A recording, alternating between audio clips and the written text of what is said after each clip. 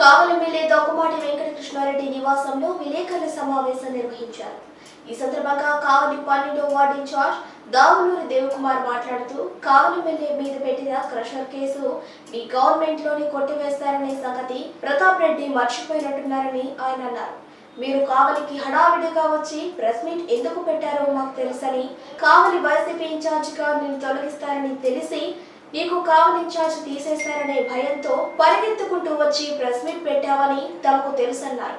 Telugu Desam government లో విలేకరుల జోలికి వస్తే ఊరికే ఉండే ప్రసక్తే లేదని, అలాంటి ఉంటే మానుకోమని ఆయన హెచ్చరించారు. మాజీ శాసనసభ్యులు ప్రతాప్ కుమార్ రెడ్డి గారు ఆ ఎమ్మెల్యే గారి మీద అన్నవరం కష్టం మీద మాట్లాడుతా లేస్తే, ప్రతాప్ కుమార్ రెడ్డి గారు మీకు తెలియజేస్తా ఉన్నాం, ఈ గవర్నమెంట్ లో పెట్టిన కేసు ఫైన్ 140 కోట్లు అయితే ఈ గవర్నమెంట్ లోనే మీరు ఎమ్మెల్యే ఉండగానే ఈ జగన్మోహన్ రెడ్డి ముఖ్యమంత్రిగా ఉండగానే కోర్టులో కొట్టేసిన విషయాన్ని తెలియజేస్తా ఉన్నాం. ఎలక్షన్ లో ఎప్పుడైతే స్టార్ట్ అయ్యాయో కృష్ణారెడ్డి గారు ఎప్పుడైతే ఎమ్మెల్యే అభ్యర్థిగా అన్నారో మీ వెన్నులో వణుకు పుట్టింది. కాబట్టి ఆయన మీద అక్రమంగా కేసు పెట్టారు. మా గవర్నమెంట్ లో కొట్టేసుకోవడమే కేసు, ఈ జగన్మోహన్ రెడ్డి ప్రభుత్వంలోనే కొట్టేశారు కేసు.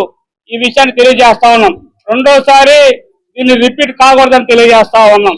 క్లియర్ కట్ గా చెప్తా ఉన్నాం. రెండో విషయం, నువ్వు హడావిడిగా వచ్చి పైలాన్ని సందర్శించి కావలిలో ప్రెస్ మీట్ ఎందుకు పెట్టావో నాకు తెలుసు. కావలి వైసీపీ ఇన్ఛార్జిగా నిన్ను తొలగిస్తున్నారని తెలిసిన తర్వాతనే నీ ఉలుకుపాటుకు గురై సరాసరి బెంగళూరు నుంచి కావలికి వచ్చి ప్రెస్ మీట్ పెట్టావన్న సంగతి కావలి పట్టణ ప్రజలకి వైసీపీ నాయకులకు తెలియజేస్తా ఉన్నాం. నువ్వేవైతే ఈ 2 నెలల్లో చాటుమాటుగా దాంకున్నావో అక్కడ వైసీపీ అధిష్టానం తొలగిస్తారని ఉరుకు పలుకు మీద వచ్చావు. నిన్న మా మీడియా మిత్రుల మీద ఇద్దరు చిలకపాట్లే మిమ్మల్ని ప్రజలు ఇచ్చేస్తారు అధ్యేస్తారు అన్నారు. ఒకటే చెప్తా ఉన్నాం, మేము విలేకరులు కొట్టించిన సంస్కృతి మీదే, విలేకరుల జోలికొస్తే ఆట తీసే సంస్కృతి మాదని చెప్పి తెలియజేస్తా ఉన్నాం.